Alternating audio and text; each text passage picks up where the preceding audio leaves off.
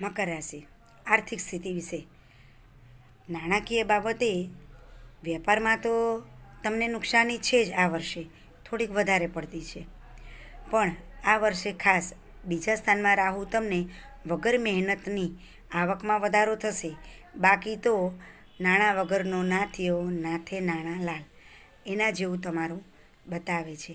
આવક કરતાં જાવક વેપારમાં ખૂબ વધશે. ખર્ચાઓ તો બીમાર અથવા તો દવામાં, પરિવારમાં આ રીતના ખર્ચાઓનો ખૂબ મોટા પાયે વધારો થાય એવું બતાવે છે.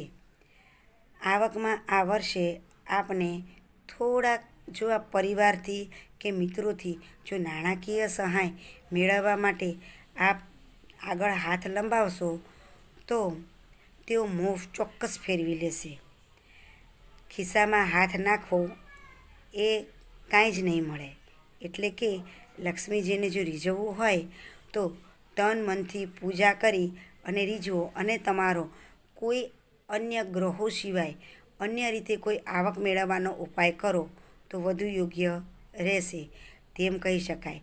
બાકી ગ્રહો તમારી આવકમાં વધારો આ વર્ષે કરે તેમ લાગતું નથી.